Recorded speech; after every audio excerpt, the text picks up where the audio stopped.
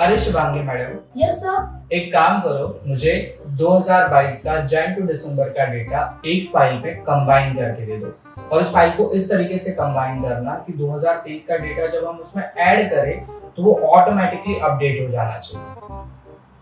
Got it? Yes sir. अरे यार, इतना सारा डेटा कंबाइन करना है, वो भी अलग अलग शीट में है। इसे मैं कैसे कंबाइन करूँ और इस कॉम्बिनेशन को ऑटोमेटिक कैसे करूँ?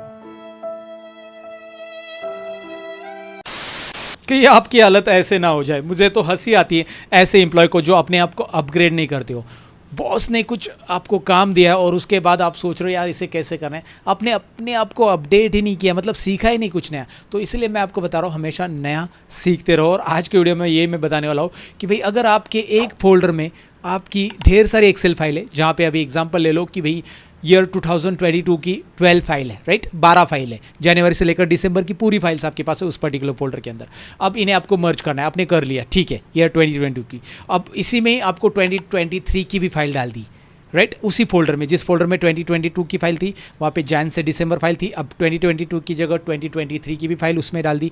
तो अब क्या होना चाहिए, दोबारा आप मर्ज करते बैठोगे नहीं, ये ऑटोमेटिकली आपकी जो मर्ज जहाँ पे आपने किया है वहाँ पे ऑटोमेटिक आना चाहिए। और ये हो सकता है बस पावर क्वेरी की मदद से। जी हाँ, पावरफुल टूल है एक्सेल का, एक्सेल में ही कर सकते हैं हम लोग, एक्सेल के अलावा कहीं पे जाने वाले नहीं है। एक्सेल में करेंगे, पावर क्वेरी की मदद से करेंगे, प्रैक्टिकली मैं करके दिखाने वाला हूँ। हालांकि इसके ऊपर वीडियो ऑलरेडी मैंने बनाया, फिर भी रिपीट में इसलिए बना रहा हूँ ताकि लोगों को इसका अवेयरनेस मिले, पता चले कि भाई ऐसा भी कर सकते हैं हम एक्सेल के अंदर। जी हाँ, और बहुत आसान स्टेप है, कोई मतलब यार कोई ज़्यादा लॉजिक लगाने की, ज़्यादा दिमाग लगाने की ज़रूरत नहीं। वैसे भी लॉजिक है तो मैजिक है, मैं हमेशा कहता हूँ, बट यहाँ पे बहुत ही सिंपल स्टेप्स आप फॉलो करोगे, ज़्यादा कोई कॉम्प्लेक्स कोडिंग कुछ नहीं करना है, बस मैं बताऊंगा वो स्टेप्स फॉलो करो and then you will get the proper result. और ये डायनेमिकली मर्ज होगा, मतलब आगे चलकर उन पर्टिकुलर फाइल्स में कुछ भी अपडेट होता है उस फोल्डर में, और दिसंबर 2024 की भी, मतलब जैन से दिसंबर 2024 की भी फाइल आती है, आगे चलकर 25 की फाइल आती है जो ईयर वाइज फाइल आ गई, वो ऑटोमेटिकली मर्ज होकर एक जगह पर मिलेगी जहाँ से आप अपने पर्टिकुलर उन फाइल्स का मिलकर डैशबोर्ड बना सकते हैं, राइट। मर्ज क्यों करना होता है, सभी डेटा एक जगह पे इकट्ठा इसलिए किया जाता है ताकि वो प्रॉपर डैशबोर्ड में रिफ्लेक्ट हो जाए। तो एक जगह पे इकट्ठा करेंगे तो डैशबोर्ड आप बना सकते हैं। डैशबोर्ड कैसे बनाना है वो एंडिंग में मैं बताऊंगा, उसके लिए क्या करना पड़ता है। डैशबोर्ड यहाँ पे नहीं, यहाँ पे पहले ट्रिक सीख लेते हैं कि भाई पावर क्वेरी कितना पावरफुल है। इंटरेस्टेड हो तो वीडियो एंड तक देखिएगा, इनकी तरह हालत होने के पहले देख लीजिएगा। चलिए शुरू करते हैं। मैं सतीश आप सबका स्वागत करता हूँ। Let's begin.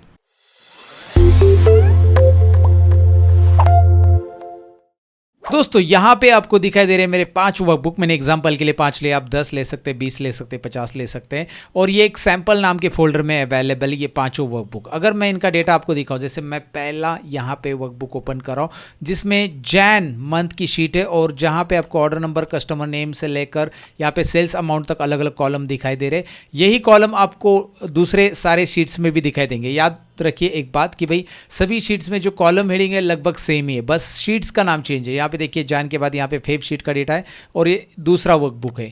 यहाँ पे फेब के बाद यहाँ पे दिखाई दे रहा है आपको तीसरा जो कि है मार्च के लिए मार्च मंथ का डेटा है। यहाँ पे आप डेट भी देख सकते हैं, मार्च मंथ का डेटा है।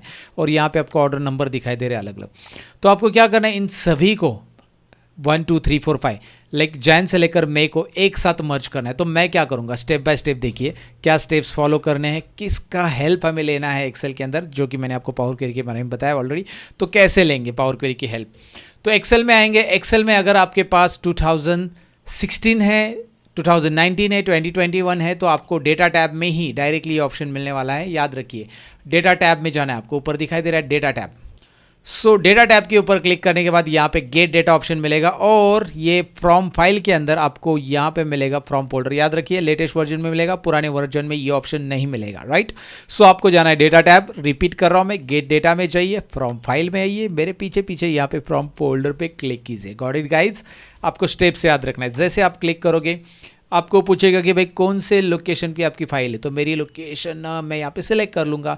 सो मेरे केस में मेरे पास डेस्कटॉप पे सैम्पल नाम का मैंने रखा है। एग्जांपल के लिए सैम्पल फोल्डर में ओपन कर लूँगा। I am not getting any file because हमें फोल्डर ही लेना है और इसे ओपन करेंगे, फाइल नहीं फोल्डर लेना है ना। तो ओपन कर दो, डायरेक्ट फोल्डर को ओपन कर लो। पहले यहाँ पे ये देखिए डेस्कटॉप सैंपल और ओपन बटन पे क्लिक करो. Now once you hit the open guys, you will able to see one popup, और इस पॉपअप में आपको वो सारे वर्कबुक्स दिखाई देंगे. देखिए सारे वर्कबुक्स आएंगे. पहले मैं बता रहा हूँ, यहाँ पे आपको वर्कबुक 1 2 3 4 5, जानबूझकर मैंने ये नाम ऐसे रखे ताकि आपको दिखाई दे कि पांचों वर्कबुक आ चुके हैं. तो आपकी जो भी अलग अलग नाम के वर्कबुक है, आपके ब्रांच वाइज हो सकते हैं, आपके जोन वाइज हो सकते हैं, तो उन सारे वर्कबुक आप एक साथ ले लो. लेकिन एक बात याद रखनी है, सभी वर्कबुक के अंदर कॉलम हेडिंग सिमिलर रहना चाहिए, क्योंकि यहाँ पे ये काम एआई के जरिए हो रहा है. एआई मतलब आर्टिफिशियल इंटेलिजेंस. ये पावर क्वेरी क्या जो टूल है बेसिकली, ये आइडेंटिफाई करता है कि भाई हर एक कॉलम में सिमिलर चीज़ें हैं अवेलेबल, तो वो ट्रैक करेगा और उसे उसके बाद ही डेटा को कंबाइन करेगा. तो यहाँ पे करना क्या है, देखिए सबसे पहले आपके पास डेटा आ गया, डायरेक्टली आपके पास कंबाइन एंड लोड ऑप्शन है, combine and load, combine and transform. But मैं रिकमेंड करूँगा यहाँ पे मत जाओ, डायरेक्ट ट्रांसफॉर्म पे जाओ. मैं जो स्टेप्स बता रहा हूँ वैसे आप करो. ये स्टेप्स इस तरह से फॉलो करोगे तो आपका डेटा प्रॉपरली यहाँ पे मर्ज होने वाला है. स्टेप बाय स्टेप मैं बता रहा हूँ. तो 5 वर्कबुक आ गए, राइट. ट्रांसफॉर्म डेटा पे क्लिक करो, जो कि यहाँ पे ETL टूल ओपन होगा. ETL extract transform and load. ETL का फुल फॉर्म याद रखिए, इंटरव्यू में पूछा जा सकता है, भाई पावर क्वेरी को ETL टूल बोलते हैं, तो what is the full form of ETL? You can tell them extract transform and load. And what is ETL basically? जब भी आपके पास बड़ा डेटा है तो उसको एक्सट्रैक्ट किया जाता है पावर क्वेरी के अंदर, उसके बाद उसे ट्रांसफॉर्म किया जाता है. ट्रांसफॉर्म यानी उसमें जो बदलाव चाहिए हमें, जैसे उसमें कुछ चीज़ें हमें अनवांटेड है वो रिमूव करनी है, जैसे ब्लैंक स्पेस है, एरर्स है, वो सारी चीज़ें हम पावर क्वेरी की मदद से रिमूव कर सकते हैं. And then we can load it back to our excel software, right. Excel में नहीं, आप पावर BI में भी लोड कर सकते हैं. जी हाँ, पावर क्वेरी का बहुत बड़ा रोल पावर BI में होता है. एंड मैं आगे बताऊंगा आपको, डोंट वरी. फिलहाल तो हमारा डेटा यहाँ पे पावर क्वेरी में लोड हो चुका है, राइट. पहले ये देख लीजिए, यहाँ पे पावर क्वेरी का पॉपअप आ चुका है. आप एक्सेल में जा नहीं सकते पावर क्वेरी जब आप ओपन करते हो, तो याद रखिए जब आप पावर क्वेरी में काम कर रहे हो तो एक्सेल की विंडो दिखाई नहीं देगी जब तक आप इसे क्लोज नहीं करते हो. ये बात याद रखना है पहले. ओके, सो यहाँ पे सबसे पहले आपके पास आ रहा है कंटेंट, नेम, एक्सटेंशन, जो आपको दिखाई दे रहा है ना, हमारी फाइल का नाम भी आ रहा है. उसके बाद उसके अंदर जो कंटेंट है वो आ रहा है. यहाँ पे कंटेंट यानी कि बाइनरी में रहेगा और फाइल का नाम है. बाकी उसका एक्सटेंशन, डेट एक्सेस कभी किया है, डेट मॉडिफाई, वो प्रॉपर्टीज़ आ रही फाइल की सारी, कि भाई इस फाइल को कभी रिकॉर्ड किया, कभी बनाया, कभी कौन से फोल्डर पे सेव है, ये पूरा दिखाई दे रहा है. लेकिन इसकी हमें ज़रूरत नहीं है. एज अ डेटा मुझे बस ये बाइनरी की ज़रूरत है. डेटा हमारा बाइनरी में पड़ा रहता है, ये बाइनरी कॉलम. और दूसरा जो है यहाँ पे आपको दिखाई दे रहा है नेम गाइज. सो नेम जो है वो फाइल का नाम हमें ज़रूरत है. तो बाकी एक्सटेंशन वगैरह ज़रूरी नहीं है. तो I am going to do one thing, मैं कंटेंट पे क्लिक करूँगा ये पहले कॉलम पे, और कंट्रोल बटन प्रेस करके ABC पे क्लिक करूँगा. इससे होगा क्या गाइज, ध्यान से सुनिए. इससे ये दोनों कॉलम सिलेक्ट हो रहे and I am going to right click here and remove other columns. Simple है.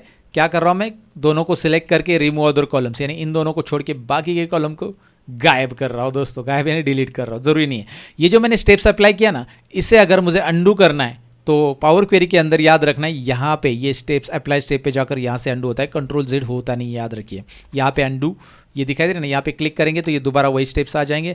दोबारा आप राइट क्लिक करोगे, रिमूव अदर कॉलम करेंगे तो यहाँ पे रिमूव अदर कॉलम्स का स्टेप्स अप्लाई हो चुका है. इस तरह से होगा, राइट. पहली चीज़ हमने कर ली, हमें जो अनवांटेड कॉलम्स थे उस डेटा के प्रॉपर्टी से रिलेटेड, फाइल के प्रॉपर्टी से रिलेटेड, वो हटा दिए. अब नेक्स्ट क्या है, नेक्स्ट ज़रा स्टेप्स ध्यान से देखिए. करना क्या है, आपको जाना है यहाँ पे ऐड कॉलम. मैं कहाँ पे जा रहा हूँ, देखिए ऐड कॉलम में. यहाँ पे हमारे बाइनरी में डेटा है. इस तरह से भी कंबाइन फाइल पे क्लिक करके हम कर सकते हैं, बट वो थोड़ा सा स्टेप अलग है. But here it is, I am going to explain you simple steps जो मैं अभी बता रहा हूँ. ऐड कॉलम पे जाइए. ऐड कॉलम पे जाने के बाद यहाँ पे कस्टम कॉलम पे क्लिक करना है गाइज. कस्टम कॉलम पे क्लिक कीजिए. जैसे आप क्लिक करोगे आपके सामने अगेन एक पॉपअप आ रहा है, डायलॉग बॉक्स आ रहा है, एंड मुझे यहाँ पे लिखना है combine data. So what I am going to do here now, combine data. एक M लैंग्वेज वाला छोटा सा फॉर्मूला मैं यहाँ पे लिखने वाला हूँ, and that is what. Combine data करने के बाद यहाँ पे लिखना है आपको एक्सेल वर्कबुक. ये देखिए आप एक्सेल टाइप करते ही डॉट वर्कबुक आगे आ रहा है और इसे आपको सेलेक्ट कर लेना है. रिमेंबर एक्सेल का E, वर्कबुक का W, ये कैपिटल है तो ये प्रॉपर है, समझो, राइट. ये केस सेंसिटिव है. उसके बाद ओपन ब्रैकेट दे देना है. एंड ये कंटेंट जो दिखाई दे रहा है ना, हमें कंटेंट चाहिए अलग से कॉलम में, तो मैं कंटेंट को यहाँ पे सेलेक्ट करूँगा and I am going to close the bracket.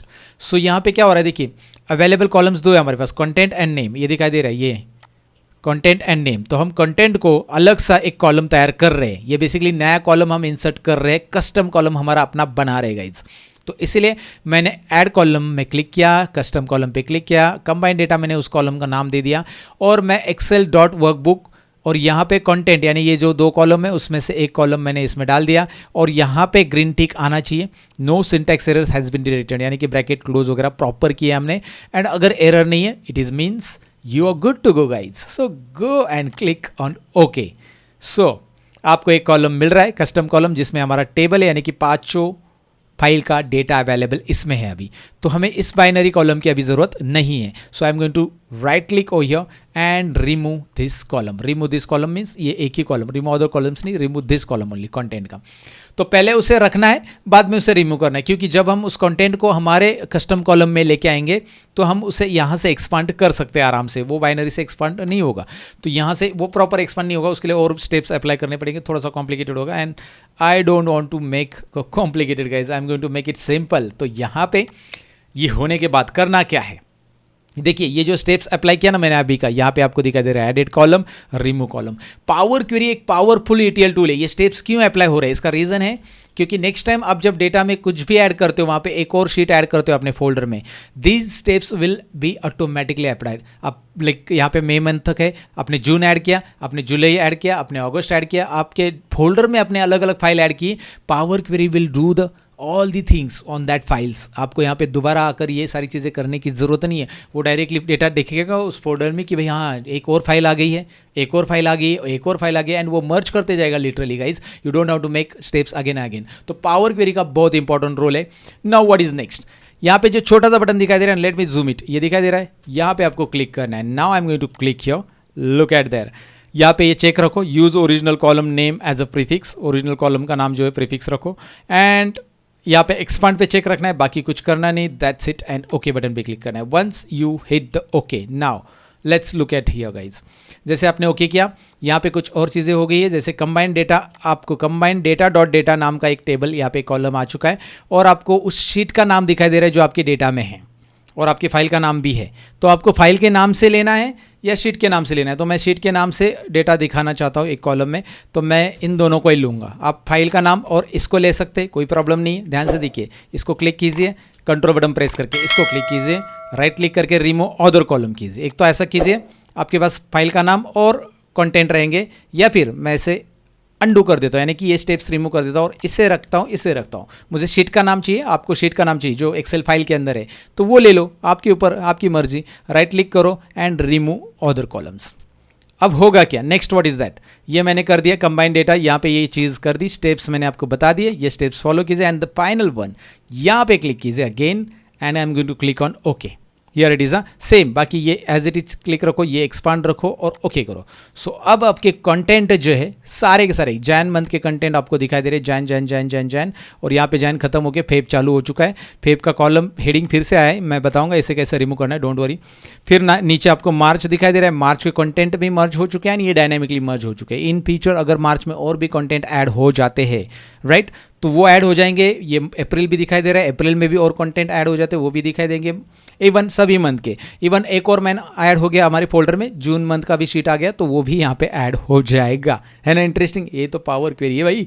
तो पावर क्वेरी क्यों यूज़ करें, ये तो रीज़न है। ये वीडियो तो आगे चलते रहेगा दोस्तों, लेकिन मैं आपको एक इंपॉर्टेंट बात बताना चाहूँगा। अगर आप Microsoft Excel, Word, PowerPoint अपने डेली ऑफिस में यूज़ करते हो, तो आपको इसे एआई की मदद से यूज़ करना आना चाहिए, जहाँ पे आप अपना घंटों का काम मिनटों में कर सकते हैं। जी हाँ, मैं मजाक नहीं कर रहा हूँ। एक एग्जांपल के तौर पे बताऊँ कि अगर आपके पास एक एक्सेल फाइल है जहाँ पे बहुत सारे रॉ डेटा पड़ा है और उसे आप क्लीनिंग करना चाहते हैं, तो आप वो एआई की मदद से क्विकली कर सकते हैं। मतलब उसमें ब्लैंक रोज हटाने हैं, या फिर उसमें से कोई अनवांटेड कॉलम हटाने हैं, वहाँ पे ऐसी कुछ वैल्यूज़ है, जीरो वैल्यूज़ है, उन्हें हटा देनी है, या फिर आपको कुछ पर्टिकुलर एरर्स हटाने हैं। ये सारी चीज़ें एआई यहाँ पे कर सकता है। बस आपको एआई को प्रॉपर प्रॉम्प्ट देना आना चाहिए। और डेटा क्लीनिंग ही नहीं, अगर आपको प्रेजेंटेशन बनाना है जहाँ पे प्रेजेंटेशन के अंदर ऑटोमेटिक इमेजेस ऐड हो, ऑटोमेटिक अलग अलग शेप्स ऐड हो, और बहुत सारी चीज़ें, मतलब डिज़ाइन वगैरह सब कुछ ऑटोमेटिक हो, कंटेंट ऑटोमेटिक टाइप हो, ये सारी चीज़ें एआई कर सकता है। तो ऐसी चीज़ें अगर आप सीखने में इंटरेस्टेड हो, तो इसके लिए मैं एक लाइव वेबिनार कंडक्ट करने वाला हूँ 2 घंटे का। जी हाँ, अगर आप मुझसे लाइव में मिलना चाहते हो तो ये आपके लिए अपॉर्चुनिटी, क्योंकि बहुत सारे लोग अक्सर इसे लाइव सीखने के लिए डिमांड करते हैं, तो ये अपॉर्चुनिटी आप मिस नहीं करना चाहोगे। दोस्तों डिस्क्रिप्शन में मैं लिंक दे रहा हूँ मेरी लाइव वेबिनार की। बेसिकली हर वीकेंड पे मैं वेबिनार कंडक्ट करता हूँ, तो जो वीकेंड पे वेबिनार आपके लिए अवेलेबल है, और सीट्स अवेलेबल है बेसिकली, क्योंकि नीचे लिंक पे क्लिक करोगे और सीट्स अवेलेबल नहीं है, तो उसके पर्टिकुलर नेक्स्ट वीक के लिए सीट्स अवेलेबल रहेगी, हो और सीट्स अवेलेबल नहीं, तो आपको एक गूगल फॉर्म मिलेगा जहाँ पे आप अपना फॉर्म भर के रखिए, क्योंकि अगर आप इंटरेस्टेड हो तो गूगल फॉर्म भर के रखिए, ताकि हम जब भी वेबिनार है आपको पहले प्रायोरिटी देंगे, आपको लिंक भेजेंगे। और वेबिनार की सीट्स फुल हो गई तो फिर बेसिकली वो फॉर्म ही भर के रखना आपके लिए यूज़फुल है। और अगर वेबिनार की सीट्स अवेलेबल है, नीचे लिंक पे क्लिक करते हैं आपको पता चलेगा अवेलेबिलिटी, और है तो आप रजिस्टर कर लो। और एक चॉकलेट से भी कम प्राइस में मैंने इस वेबिनार की प्राइस रखी है। ऑफकोर्स ये पेड वेबिनार मैंने इसलिए रखा है ताकि वही यूज़र्स आ जाए जो लोग इंटरेस्टेड है। भाई फ्री वेबिनार रखता हूँ तो ऐसे बहुत सारे यूज़र्स आते हैं और फिर वो लोग उसमें से बहुत सारे स्पैमर भी रहते हैं, राइट। तो फिर वो वेबिनार ध्यान से अटेंड नहीं करते, कमेंट करने लग जाते कुछ भी फालतू का। तो मैं ये नहीं चाहता हूँ, मैं चाहता हूँ वही यूज़र आ जाए जो लोग काफ़ी इंटरेस्टेड है अपने ऑफिस के काम को ऑटोमेट करने के लिए, एआई की मदद से अपना काम आसान करने के लिए। तो अगर आप इंटरेस्टेड हो, 9 रुपये बस मैंने कीमत रखी है। नीचे डिस्क्रिप्शन में लिंक आपको मिलेगी। मेरा जो अगला वेबिनार है वीकेंड पे, वो आपको अटेंड करने मिलेगा। 2 घंटा लाइव अगर आप दे सकते हो अपनी लाइफ को चेंज करने के लिए, अपने टाइम को बचाने के लिए, बेसिकली एक्सपर्ट बनने के लिए। क्योंकि आपको पता होगा, ये इमेज तो आपने देखी होगी, राइट। एक दिन रोबोट आपकी जगह लेने वाला है और आपको अपना बोरिया बिस्तर बांध के निकलना पड़ेगा, ऐसा अगर आपको लग रहा है तो ऐसा नहीं होने वाला। बेसिकली होगा क्या, AI will not replace you guys, the person using AI will definitely do। जी हाँ, आज से 20 साल पहले कंप्यूटर आया था, तो कंप्यूटर जब आया था तो कंप्यूटर की वजह से जॉब नहीं गए थे लोगों के, कंप्यूटर जो ऑपरेट कर रहा था उसकी वजह से लोगों की जॉब गए थे, मतलब कंप्यूटर ऑपरेटर की वजह से। तो वैसे AI यूज़र्स की वजह से आपकी जॉब खतरे में हो सकती है। सो AI को अच्छे से यूज़ करना चाहते हो तो भैया मिलो ना वेबिनार के अंदर, डिस्क्रिप्शन में लिंक है, चेकआउट ज़रूर कीजिए। सीट्स फुल होने के पहले रजिस्टर कर लीजिए। और जब भी आप वीडियो देख रहे हो उसके वीकेंड में भी वेबिनार अवेलेबल रहेगा, और सीट्स अवेलेबल नहीं रहेगी तो वहाँ पे गूगल फॉर्म की लिंक रहेगी, वो भर दीजिएगा। जब भी वेबिनार अवेलेबल रहेगा आपके लिए पहले प्रायोरिटी रहेगी, आपको लिंक्स पहले सेंड की जाएगी, आप रजिस्टर तब कर सकते हो। So thank you very much. अभी आगे बढ़ते हैं। अगर आप वेबिनार रजिस्टर कर रहे हो तो लाइव में मिलेंगे ज़रूर वीकेंड पे, याद रखिएगा। ओके, शाम को रहेगा वीकेंड पे, जनरली शाम को, और आप कभी कभी सीट्स फुल होती तो आफ्टरनून में भी रख देते। तो जो भी है वो टाइमिंग आपको दिखाई देगा, डिस्क्रिप्शन में चेकआउट कीजिए। फिलहाल तो आगे बढ़ते वीडियो में। अब यहाँ पे कुछ चीज़ें और बाकी है, पिक्चर अभी बाकी है। जैसे यहाँ पे देखेंगे combined data name, combined data column 1 2 3 ऐसे नाम आ रहे हैं, मुझे हेडर के नाम ये नहीं चाहिए। So in that case I am going to do one thing guys, what I am going to do, यहाँ पे आपको जाना है ट्रांसफॉर्म, नहीं होम टैब में चाहिए, मेरे पीछे चाहिए, होम टैब में जाना है, ट्रांसफॉर्म में नहीं। कभी कभी मैं भी गलत हो सकता हूँ लेकिन मैं उसे करेक्ट कर लेता हूँ। Use first row as a headers आपको क्लिक करना है गाइज। आपको आना है home tab, use first row as headers, यानी कि हमारा जो पहला रो है ना, order number, customer name, city, pin code, ये पहला रो है, राइट। इससे हमें फर्स्ट रो को हेडर बनाना है। Let's go ahead and do that. Use first row as a header, डैन डैन, I mean to say first row जो था हमारा हेडर बन गया, ऑर्डर नंबर, कस्टमर नेम, यही है हमारे कॉलम हेडिंग। एंड अगेन यहाँ पे नीचे स्क्रॉल करेंगे तो ऑर्डर नंबर आ रहा है, यहाँ पे नीचे और स्क्रॉल करेंगे तो फिर से ऑर्डर नंबर आ रहा है। So for that I am going to make a filter, like यहाँ पे मैं क्लिक करूँगा ऑर्डर नंबर पे, ये सेकेंड नंबर कॉलम पे, और यहाँ पे ऑर्डर नंबर को अनचेक करूँगा। एक बार मैं इसे अनचेक कर दूंगा, now I will be able to filter all these order number. अभी आपको नहीं दिखाई देंगे, बस जैन, फेब, मार्च दिखाई दे रहे हैं। अगेन ये मंथ आपको चाहिए नहीं चाहिए आपके ऊपर है, ये कॉलम आप राइट क्लिक करके इस कॉलम को रिमूव कर सकते हैं। ये शीट का नाम है, आपको रखना है डेटा में तो रख सकते हैं, नहीं तो रिमूव करो, क्योंकि हमारे पास डेट भी है जिसमें मंथ वाइज डेटा भी है। बट आपके ऊपर शीट नेम भी चाहिए। आपके बॉस ने कहा कि sheet name should be there, you can keep it. आपके बॉस ने कहा कि sheet name should not be there, right click and remove this column, it is up to you. So once you do all the transformation, this is called the transformation guides. तो अगर आपने ये transformation कर लिए है, सो अब क्या करना है, होम टैब में जाना है एंड एक्सेल में डेटा लोड करना है। So I am going to load the data, home tab, close and load to, दो ऑप्शन है यहाँ पे, close and load, close and load to. What means that, close and load किया तो ये पूरा का पूरा data as it is excel में लोड होगा, जितनी भी आपकी शीट्स है। सपोज हर एक शीट में 1-1 लाख डेटा है, हर एक वर्कबुक में, तो 10 वर्कबुक है तो 10 लाख डेटा हो जाएगा। फिर प्रॉब्लम हो जाएगा क्लोज एंड लोड टू के लिए, क्योंकि एक्सेल के एक शीट में 10 लाख के अराउंड रोज रहते हैं, 10,48,576। तो अगर आपकी 12 शीट है और हर एक में 1-1 लाख डेटा है तो लोड तो नहीं होगा। 10 या 12 शीट है, ऐसा एग्जांपल ले लो, तो load, close and load to काम की चीज़ नहीं है। डेटा बड़ा है तो क्लोज एंड लोड टू काम की चीज़ है, जहाँ पे आप डायरेक्टली उसको पिवट में कन्वर्ट कर सकते हैं। डेटा कितना भी बड़ा होने दो, 24 लाख का डेटा है जो आपकी एक्सेल शीट में नहीं बैठ सकता है, बट हमें उसे पावर क्वेरी के इंजन की तरह को क्लोज एंड लोड टू में हम लेंगे। इससे क्या होगा, क्लोज एंड लोड टू में आपको एक तो ऑप्शन दे रहा है कि डायरेक्टली टेबल फॉर्मेट में लोड करो तो as it is data load होगा, जो कि पहला वाला क्लोज एंड लोड टू वही काम क्लोज एंड लोड वही काम करता है। बट हमें उसका प्योर टेबल तैयार करना है, क्यों? क्योंकि हमारा डेटा बड़ा है, हमारा 12 लाख से भी डेटा ज़्यादा है जो हमारे एक्सेल में लोड नहीं हो सकता है। तो इन that case you can go and create the directly pure table. ये बात याद रखो मैं क्या बता रहा हूँ। ज़रा सी टेक्निकल है लेकिन मैं आपको समझा रहा हूँ। देखिए एक शीट में एक्सेल में 10 लाख रोज होते हैं, 10 लाख राइट, 10,48,576 और आपकी 12 शीट्स है and each sheet contain 1 lakh rows. तो हर एक शीट में 1 लाख रोज है, 12 शीट का 12 लाख होगा। एक शीट में बैठेगा नहीं तो ये टेबल लेके ऑप्शन मतलब ही नहीं। तो ये टेबल वही है क्लोज एंड लोड का जो पहला ऑप्शन था हमारा पावर क्वेरी के अंदर। तो आप पिवट टेबल लोगे और उसको पिवट टेबल के जरिए आप पिवट करो, कोई प्रॉब्लम नहीं। पिवट में तो आपको पता है ना वो क्या होता है, डेटा इंजन पिवट का काम कैसे करता है, रिपीटेड वैल्यूज को सिंगल टाइम पे शो करता है। So that's it, you can do it like this. तो पिवट चार्ट कर लो, ओनली क्रिएट कनेक्शन करो, डेटा लोड नहीं होगा। बट मैं अभी पूरा टेबल ही लोड करता हूँ, मेरी 5 ही शीट है और कम डेटा है। So I am going to load a table. तो यहाँ पे डेटा आ चुका है Jan, Feb, March and April. ओ अप्रैल का ही रिपीट डेटा, अप्रैल का ज़्यादा डेटा दिखाई दे रहा है। ओके यहाँ पे अप्रैल तक ही क्यों है, रीज़न क्या है, let's check it out. Reason मैं आपको बता देता हूँ, चलो लेट्स चेक इट आउट। यहाँ पे डबल क्लिक करते हैं, मई तक हमारा डेटा था। डबल क्लिक कहाँ पे किया मैं रिपीट बताता हूँ। यहाँ पे राइट साइड में क्वेरीज एंड कनेक्शन आएगा। अगर ये नहीं आया तो डेटा टैब में आपके पास क्वेरीज एंड कनेक्शन है जिसमें आप पावर क्वेरी में दोबारा जा सकते हैं। ये देखिए राइट साइड में आपका क्वेरीज एंड कनेक्शन आ जाता है। Data tab, queries and connection, ये टैब नहीं आया तो ये देखिए क्लोज किया, दोबारा देखिए data tab, queries and connection, ये आना ही चाहिए क्योंकि डेटा लोड किया है और ये सैम्पल शीट है हमारी, ये दिखाई दे रहा है। तो इस पर डबल क्लिक करता हूँ मैं। डबल क्लिक करने के बाद यहाँ पे आप देख सकते हैं मेरा प्रॉब्लम कहाँ पे मैं आपको बताता हूँ। हम पुराने स्टेप्स में जाएंगे और यहाँ पे मैं आपको दिखाता हूँ ये वाले स्टेप्स में। यहाँ पे देखिए मैंने 4 और 5 नंबर शीट में मैं नाम चेंज नहीं किया, मतलब हमारे जो एक्चुअल शीट है एक्सेल की उसमें यहाँ पे इसका नाम भी अप्रैल है शीट का नाम और इसका भी अप्रैल, इसका मई होना चाहिए था। तो यहाँ पे अप्रैल के अंदर ही पूरा का पूरा डेटा आ चुका है, मई का भी। सो नो प्रॉब्लम, वहाँ पे डेटा तो पूरा 5 शीट का आ चुका है क्योंकि यहाँ पे हर एक दिन का यहाँ पे डेटा है। तो आप देखोगे मैं इसे क्लोज करता हूँ तो ये लगभग 150 डेटा है। तो 5 महीने का डेटा 150 हो जाता है बराबर, 30 दिन के हिसाब से पकड़ेंगे तो यहाँ पे मई का डेटा भी आ चुका है और अप्रैल का भी आ चुका है, you can see right. But यहाँ पे अप्रैल का डेटा जो है, रीज़न बिहाइंड इट मैंने बता दिया। इस शीट में मैंने इसका नाम अप्रैल ही रखा है। इस शीट को ओपन करने दो मुझे, ये देखिए अप्रैल ही नाम रखा है। Again I am showing you, ये जो हमारी शीट है 5, इसमें मई की जो शीट है बेसिकली अप्रैल के शीट में अप्रैल नाम है लेकिन मई के शीट में भी नाम मैंने गलती से अप्रैल रख दिया शीट का, and that's why it is there कि भाई अप्रैल का ही डेटा है तो वो अप्रैल का ही 2 टेबल का डेटा आ चुका है। सो दिस वे गाइज, ये तो मैंने आपको आइडिया बता दिया कि भाई करना कैसे और दोबारा कैसे डेटा में जाना है। अगर करेक्शन है तो ये भी आपको यहाँ पे समझ में आया।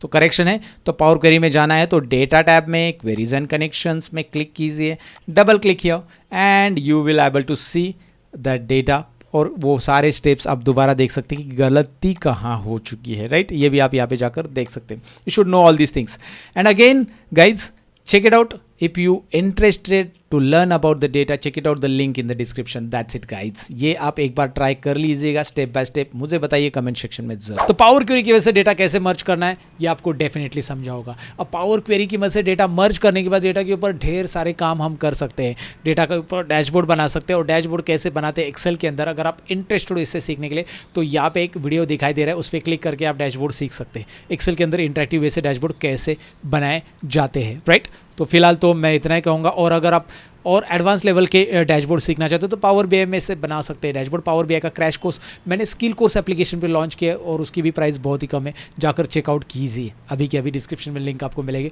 मिलते हैं अगले वीडियो के अंदर, तब तक के लिए अपना ख्याल रखिए। वीडियो को लाइक शेयर और कमेंट करना ना भूलिए। Bye bye.